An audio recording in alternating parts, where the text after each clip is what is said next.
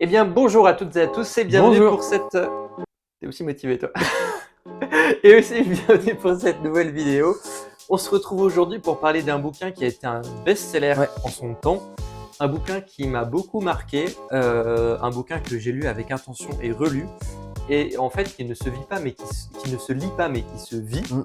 Pour le coup, moi, en fait, ce qui est marrant, c'est que je l'avais lu aussi, en fait, mais je Donc tu l'avais l'avais lu? je l'avais déjà lu. Mais alors ça remonte, j'étais en licence. Ok, Donc tu vois, ça remonte à quelques années, quoi. ça 8 ans, remonte un quoi, peu, tu vois, ouais. ouais.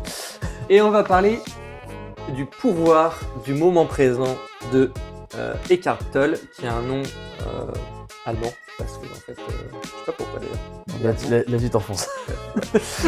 Mais Eckhart Tolle, le pouvoir du moment présent, Mmh. guide d'éveil spirituel. Alors éveil spirituel, je dirais peut-être pas jusque là, mais par contre, ça permet Ouais. de faire découvrir quelque chose qui nous échappe pour beaucoup à l'époque dans laquelle on vit, qui est la pleine conscience Mmh. et qui est un exercice, mais on va en parler plus profondément, Ouais. mais qui est un exercice qui aide à beaucoup de choses. Et si je me rappelle bien, je crois que le bouquin, c'était en fait, c'est vraiment c'est presque un manuel un peu qui t'explique, en fait, concrètement un peu Ouais. comment faire et c'est très bien fait. Mais Alors, du coup, tu le lis pas comme un livre où tu vas t'occuper vraiment, en fait, de l'écriture, de l'itération. En fait, ça t'emmène, en fait, dans voilà, dans une expérience. c'est ça. Alors, donc ça, c'est un truc qu'il faut bien comprendre, c'est que c'est classifié souvent à la Fnac comme développement personnel. Je dirais pas que c'est du développement personnel, tout simplement parce que ça fait appel à quelque chose qui est, à mon avis, beaucoup plus Ouais. profond que du simple développement personnel. C'est pas une question d'acquérir une connaissance ou une Développement personnel compétence ou ésotérique.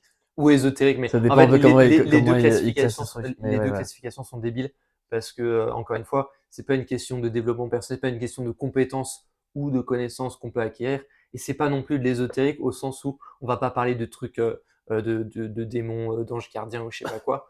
C'est vraiment autre chose. Et puis c'est une expérience qui est parce que souvent quand tu le vois marqué dans ésotérique, par exemple, tu te dis: «Oh ça va être un peu un truc bizarre et tout». Là, c'est vraiment une expérience que tout le monde peut faire, Ouais, concrètement. C'est accessible c'est ça. et tout le monde en est capable. C'est ça. Et surtout parce que le terme ésotérique est totalement antinomique par rapport au livre, Ouais. parce que ésotérique, ça signifie justement que c'est caché, que la connaissance qui est recherchée est cachée. Mmh. Or, bah, c'est pas du tout le cas. Tout ce que présente Eckhart Tolle, c'est justement quelque chose qui est normalement connu depuis la nuit des temps et qui se contente de repointer du doigt en fait. Donc du coup, comment c'est fait en fait, dans le livre? On va avoir plusieurs moments qui sont un peu des moments de pause où, Eckhart Tolle conseille de d'arrêter sa lecture parce que lui-même en fait a écrit le livre avec un certain état mental qui fait que, les mots qu'il va utiliser sont assez peu importants Mmh. par rapport à ce qu'il cherche à provoquer derrière les mots. Et ça, c'est un point qui compte parce qu'en fait, ce que cherche à nous faire vivre Eckhart Ouais. Tolle à travers son livre, c'est un état de conscience, qui est un état de conscience qui est au fond très naturel, mais auquel on ne se qu'on ne vit pas souvent parce qu'on est trop préoccupé par tout Mmh. un tas de choses au quotidien, et qui était en fait un état de conscience qu'on retrouvait chez les humains il y a un paquet de temps, quand ils étaient beaucoup plus immergés dans le milieu naturel, Ouais. quand ils étaient beaucoup plus, quand ils étaient beaucoup moins plongés dans la rationalité comme on l'est aujourd'hui. Et c'est vraiment quelque chose, alors faut quand même être un minimum réceptif, hein, faut quand même faire un effort quand même, un minimum, mais c'est quand même quelque chose qui est assez simple, je trouve, pour une première approche, de Ouais, de de la méditation. Pour moi, je me rappelle quand j'avais lu ça, je crois que j'étais en début de licence, je connaissais rien du tout et je trouvais que c'était vraiment une belle approche parce que j'avais quand même vécu vraiment quelque chose. ouais, Je m'étais laissé porter par la chose et on a un vrai aperçu et c'est même des sensations que je ressens, enfin que je peux sentir encore. Tu as un vrai aperçu de ce que ça peut donner et de ce que ça peut procurer et de ce à quoi ça peut servir également. c'est ça. Alors, en fait, il y a plein de points. Alors, je pourrais parler des heures de cet état de conscience en particulier Mmh. et de ce que ça peut apporter, provoquer, et cetera, mais on va essayer d'être assez succinct. On en reparlera éventuellement une prochaine fois si c'est un sujet qui vous intéresse. Mais l'idée de fond, en fait, c'est juste que à travers cet état de conscience, qui est Ouais. un état de conscience qui est très naturel, encore une fois, eh bien, on va pouvoir aussi se détacher d'un certain nombre de choses. Et c'est pas un détachement au sens où on a un mépris pour quelque chose. C'est un détachement au sens où on va prendre du recul sur l'immédiateté de nos pensées, de notre environnement, etc. Et particulièrement dans notre culture et dans nos habitudes, on est extrêmement porté sur le passé, le présent, le futur, sur les problématiques, sur les machins. Bref, on est constamment en train de penser à 1 million de trucs.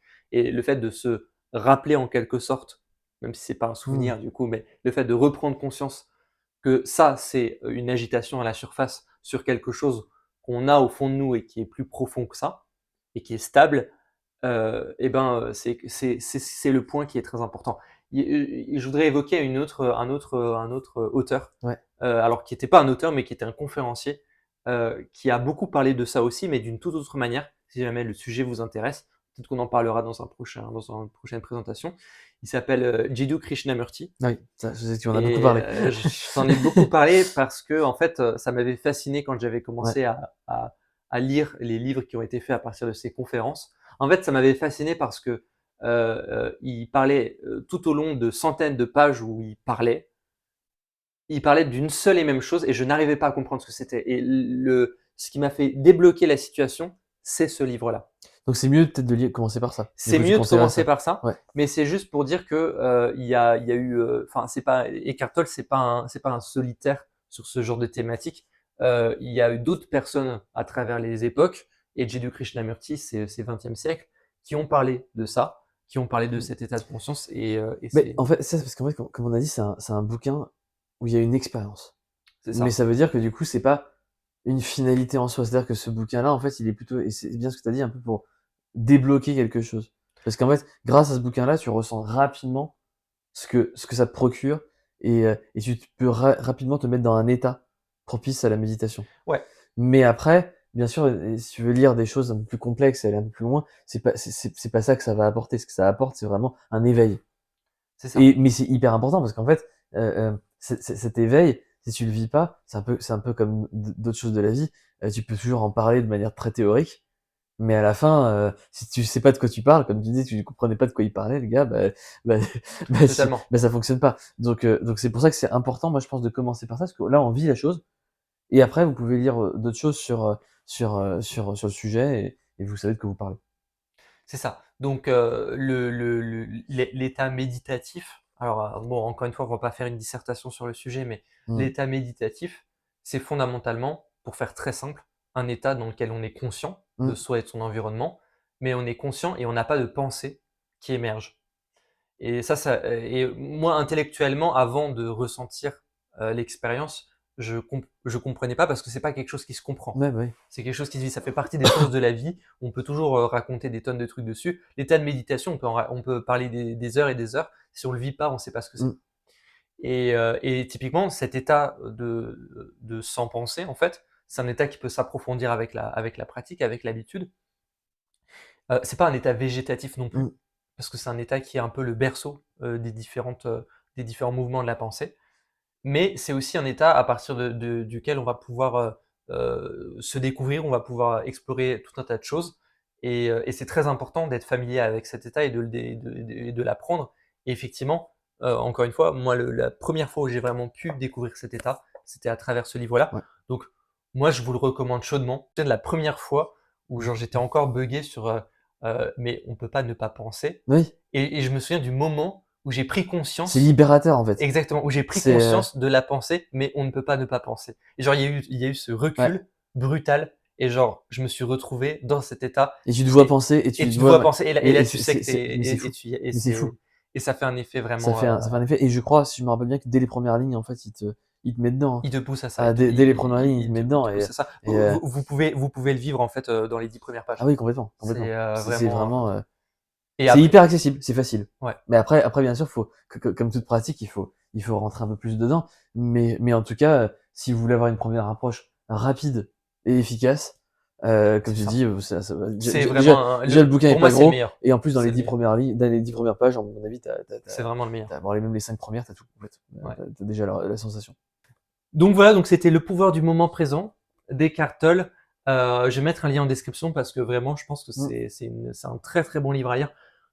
On voulait faire un truc un petit peu différent parce qu'on avait eu beaucoup de drama, on a vu beaucoup de Voilà. souffrance, on a vu beaucoup. Bon là, on calme un peu le jeu. On verra la semaine prochaine ce sur quoi on va aller, Mais là, on fait du positif. mais pour cette fois-ci, voilà, il s'agissait d'avoir un truc un peu plus positif et vraiment même pour votre expérience personnelle, je vous encourage Mm. à le lire.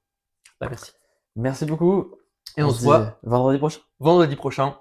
Et il y aura, je préviens tout de suite, il y aura aussi une vidéo que vous verrez Ouais. avant, qui sera une vidéo autour du vin. On va enfin commencer à les faire. Commencer les vidéos autour du vin. Mais ça, vous le verrez mercredi prochain. Exactement. Allez, au revoir. Au revoir.